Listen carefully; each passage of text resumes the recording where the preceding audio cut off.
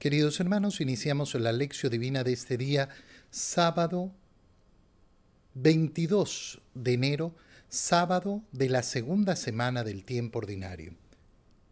Por la señal de la Santa Cruz de nuestros enemigos, líbranos, Señor Dios nuestro, en el nombre del Padre, y del Hijo, y del Espíritu Santo. Amén. Señor mío y Dios mío, creo firmemente que estás aquí, que me ves, que me oyes. Te adoro con profunda reverencia.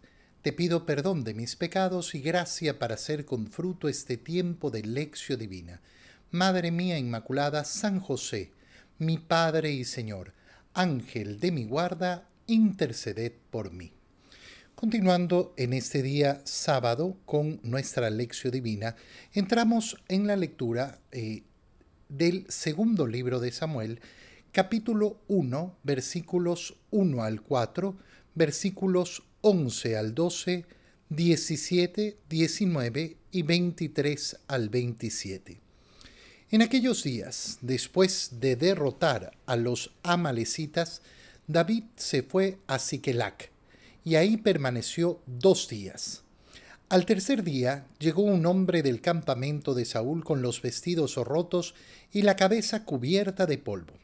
Llegó a donde estaba David y se postró en señal de reverencia. David le preguntó: ¿De dónde vienes?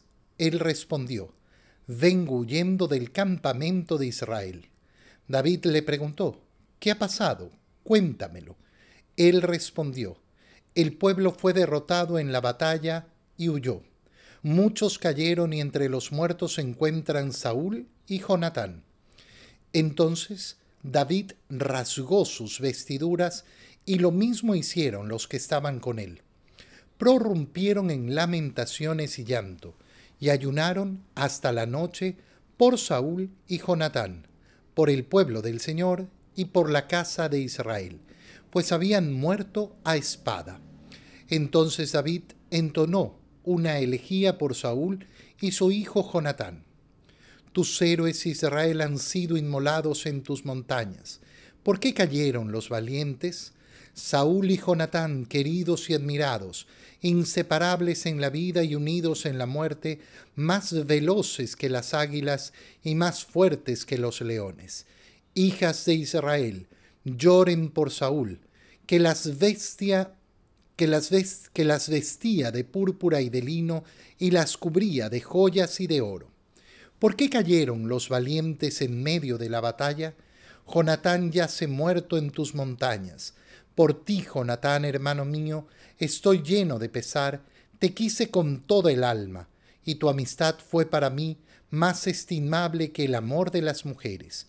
¿Por qué cayeron los valientes y pereció la flor de los guerreros? Palabra de Dios.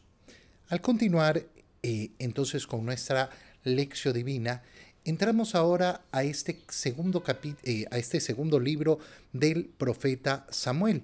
¿Y con qué nos topamos? Con la muerte de Saúl y su hijo Jonatán. ¿Qué ha ocurrido? Ha ocurrido esa enemistad profunda que ha tenido Saúl con David y cómo el Señor ha permitido ponerlo a Saúl en las manos de David y sin embargo David ha decidido no hacerle daño. Como el Señor ha decidido que quien va a gobernar Israel es el que él ha elegido, que es David, efectivamente mueren en batalla tanto el rey como su hijo, de tal manera que ya no habrá ese heredero. Pero David no se llena de alegría con esta noticia, sino que se llena de profunda tristeza. ¿Cómo se entera David de lo ocurrido? David está en Siquelac y ahí permaneció 2 días y al tercer día llegó un hombre del campamento de Saúl. Fíjate cómo esa pequeña referencia que parece no tener ninguna connotación, tiene la connotación de efectivamente recordarnos en este momento la muerte y la resurrección de nuestro Señor. Al tercer día se anuncia la muerte de Saúl, se anuncia la muerte de Jonatán.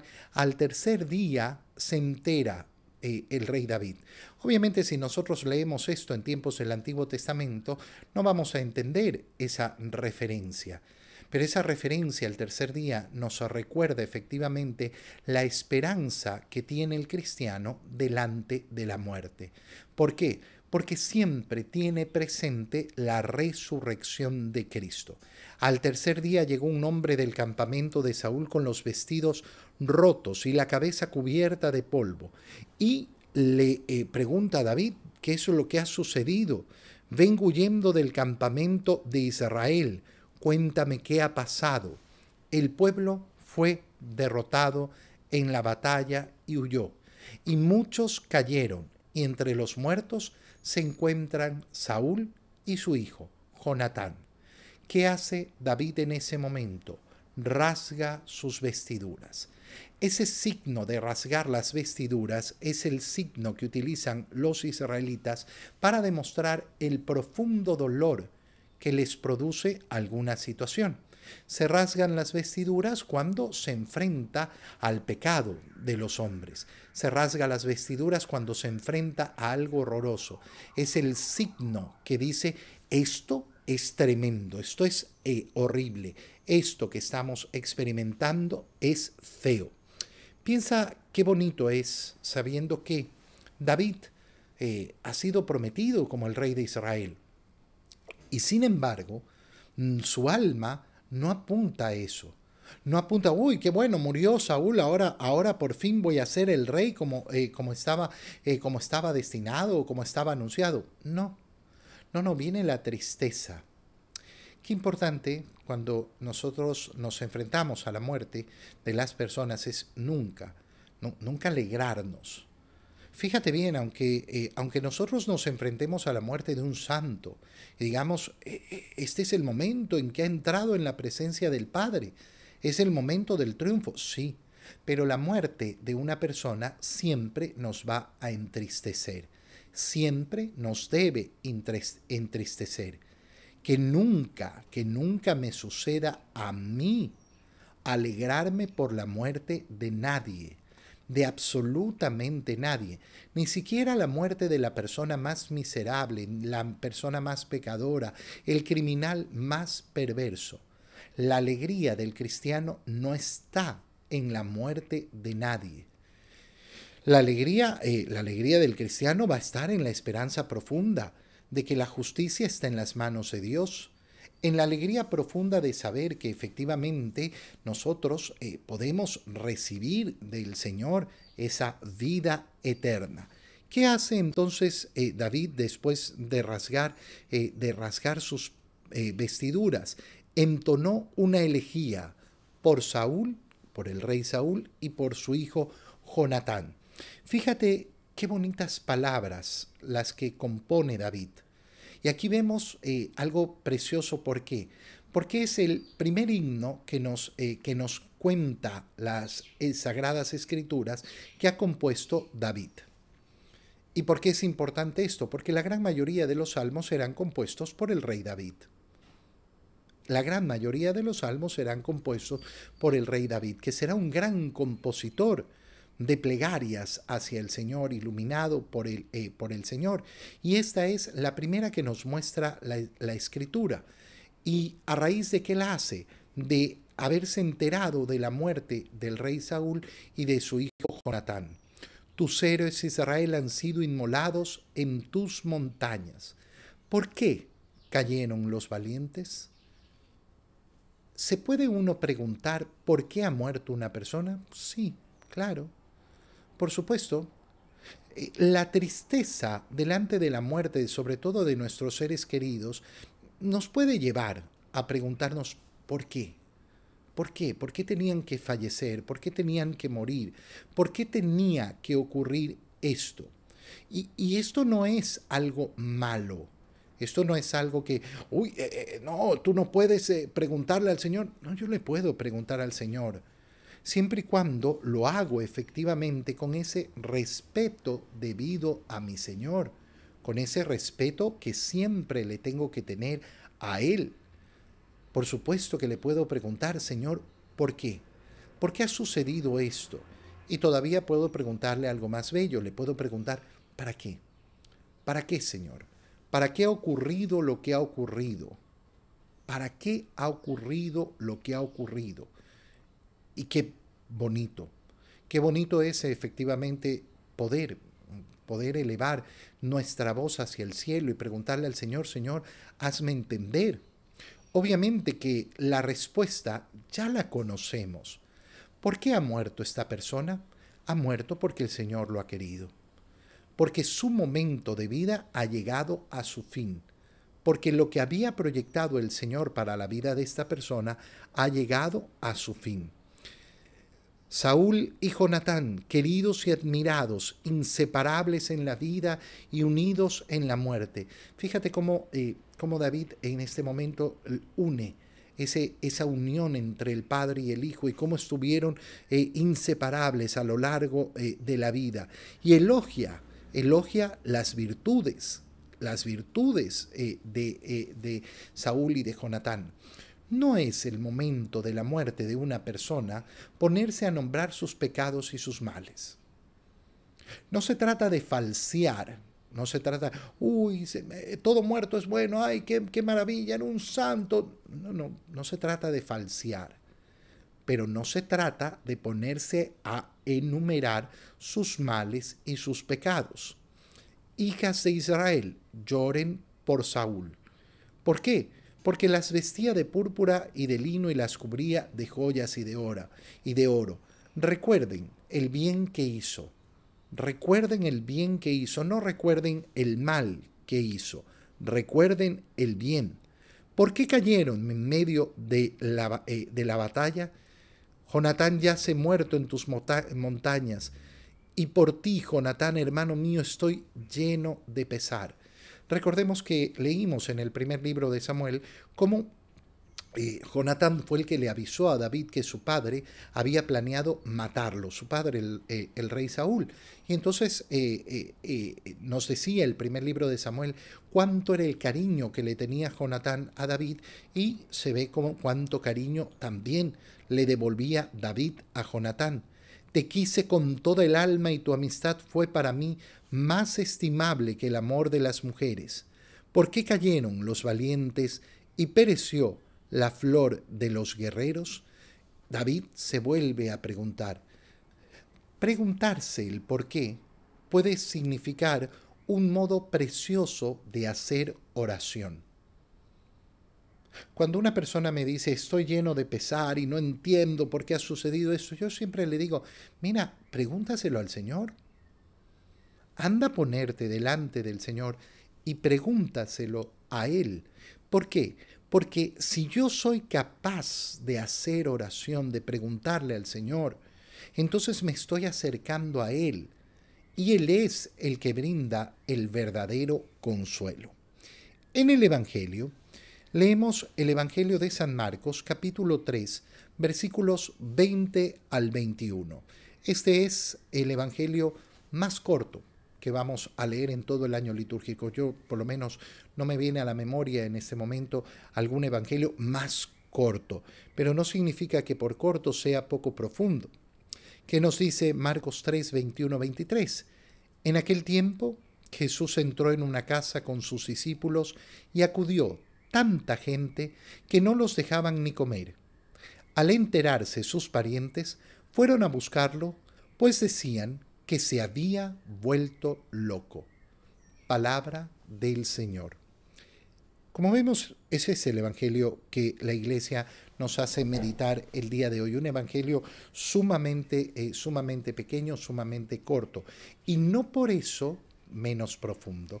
Lo podemos dividir en dos partes. La primera parte, aquella en la que se menciona lo que sucede en la vida de Jesús y sus discípulos. Jesús entró en una casa con sus discípulos y acudió tanta gente que no los dejaban ni comer. Jesús sirve continuamente, trabaja.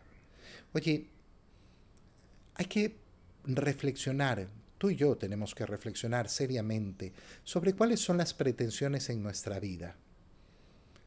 ¿Cómo quiero salir yo de este mundo? habiéndome conservado y habiéndome reservado todo, porque me he cuidado muy bien, me he cuidado muy bien, he cuidado todo, todo, todo, o quiero salir de este mundo sin nada más que dar, habiendo agotado todo, toda la fuerza que me ha dado el Señor, toda la vitalidad que me ha dado el Señor, toda la salud que me ha dado el Señor, todo, todo lo he entregado al servicio. ¿Qué crees que sale más a cuentas? Mira, una persona que cuida su salud lo hace muy bien, efectivamente, y todos tenemos obligación moral de cuidar nuestra salud. Pero a veces parece que hay personas que tienen la salud como si fuera el valor más grande de la existencia. Y no lo es. No lo es. Esos son los criterios del mundo. No, es que la salud es lo más importante. No, no, no, no lo es. Es importante y es importante cuidarla. Pero hay que tener claro que con salud o sin salud yo voy a irme de este mundo. No es que el haber conservado la salud a costa de todo me va a permitir cambiar esa suerte. No, al final saldré de este mundo como salen todos. Hay personas que piensan que lo más importante es tener descanso, descanso, el merecido descanso, el añorado descanso, las vacaciones, el tiempo para descansar. Hermano mío, sí, claro, todos necesitamos vacaciones. Todos necesitamos descansar en un momento para poder recuperar las fuerzas. Pero cuando las vacaciones se vuelven el norte de nuestra vida, hay un peligro espiritual tremendo ahí. Un peligro muy profundo, sumamente profundo. No, mira, las vacaciones son preciosas, pero no serán lo primero, no serán lo principal, no serán lo máximo. Habrá cosas que sean más importantes. ¿Y qué es más importante? Más importante es el amor a Dios. Y preguntarnos entonces, ¿yo estoy agotando mis fuerzas amando a Dios?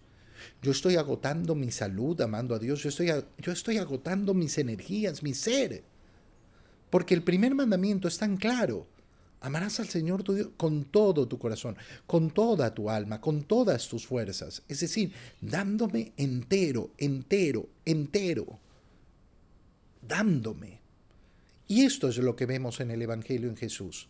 No tenían tiempo ni para comer. Oye, a veces nos viene esa queja, ¿no? ¿Cuántas veces en los hogares se escucha, no, es que mi papá se pone furioso, ¿por qué? Porque dice todo el día trabajando, tengo derecho a llegar y descansar y que me dejen en paz? Sí, tú puedes pensar que tienes derecho, pero no lo tienes. No, no es un derecho. No, no, no es un derecho, no. Es una posibilidad. Otra posibilidad es llegar a tu hogar y entregarte al amor de tu esposa, al amor de tus hijos, al amor de tu familia. Una posibilidad es estarse quejando porque uno se esfuerza tanto y otra posibilidad es hacer silencio y seguir entregando y seguir sirviendo y seguir dándose en el amor silencioso, humilde, verdaderamente abnegado. ¿Qué crees que llena más el corazón? Porque tú cuando ves a esas personas que llegan y se enfurecen en la familia porque, ay, déjenme descansar, déjenme tranquilo. Sí, pero después de que has descansado sigues teniendo el mismo carácter. No ha cambiado nada. A pesar de que descansaste y que no sé qué, sigues teniendo el... ¿Por qué? Porque el egoísmo siempre conduce a lo mismo. El egoísmo siempre va a conducir a la ira. Siempre va a conducir a querer más. Más para mí, menos para los demás. Y por eso la lucha del ser humano tiene que ser el contrario.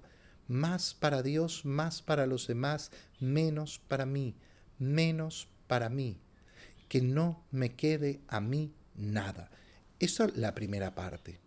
Y la segunda parte del Evangelio, ¿qué nos cuenta en cambio? Nos cuenta que al enterarse sus parientes, fueron a buscarlo, porque decían que se había vuelto loco. Por un lado, el Señor no tiene tiempo ni para comer. ¿Y qué dicen sus parientes? Este está loco, está loco. Y quieren llevárselo porque está loquito.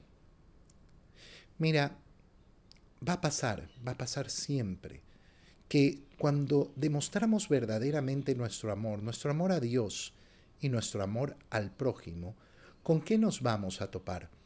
Con la incomprensión del mundo, con la enorme incomprensión del mundo. Y el mundo va a catalogarnos de locos. Aquel que no sabe lo que es entregar verdaderamente el corazón, aquel que no sabe lo que vale el sacrificio, aquel que no sabe lo que es entregarse totalmente, siempre va a encontrar que es una exageración, una locura. Por eso tú te vas a topar siempre con esas palabras, ay, qué exagerado, no hay que ser tan exagerado, no hay que ser más papista que el Papa. Mira, hermano mío, yo sigo a Jesucristo, que es el verdadero Hijo de Dios, la segunda persona de la Santísima Trinidad, que se hizo hombre. Hombre, Dios hecho hombre. ¿No te parece una exageración? Y vino al mundo. ¿Y dónde nació? En un pesebre. El pesebre es el lugar donde no recuestan, no se recuesta a nadie en un pesebre. El pesebre es donde comen los animales. ¿No te parece exagerado? ¿No te parece exagerado el modo en que nos sirvió, efectivamente, no parando, no teniendo tiempo ni siquiera para comer, como nos ha dicho el Evangelio? ¿No te parece exagerado haber permitido que lo crucificaran? Y como si eso no hubiera sido suficiente, derramó no un poco de sangre, no harta sangre, derramó hasta la última gota de su sangre. Hasta la última gota. ¿No te parece exagerado? ¿No te parece exagerado, además, que en ese amor tan loco haya decidido permanecer junto a nosotros a través del sacramento de la Eucaristía? Claro que es exagerado, claro que es profundamente exagerado. El modelo del amor que nos presenta Dios es exagerado. Por eso no tenemos que tener miedo en el amor. No tenemos que dejarnos arrastrar por el miedo. ¿Quieres conservar tu vida? Bueno, entonces la perderás. El que pierda su vida por mí, en cambio, ese la conservará. Ahí es cuando entendemos esas palabras del Señor y las entendemos en profundidad. Y entonces podemos efectivamente elevar nuestra oración al Señor y decirle, Señor, que yo lo pueda dar todo. Que esta vida que tú me has dado no sea para mí una cuenta de ahorros donde yo me guarde y me guarde y me guarde y me guarde y me guarde para conservarme. ¿Para qué? Para aprovecharme cuando. Que yo pueda darme por entero siempre, Señor. Te doy gracias, Dios mío, por los buenos propósitos, afectos e inspiraciones que me has comunicado en este tiempo de lección divina. Te pido ayuda para ponerlos por obra. Madre mía Inmaculada, San José, mi Padre y Señor, Ángel de mi guarda, interceded por mí. María, Madre de la Iglesia, ruega por nosotros. Queridos hermanos, que tengan todos un feliz día.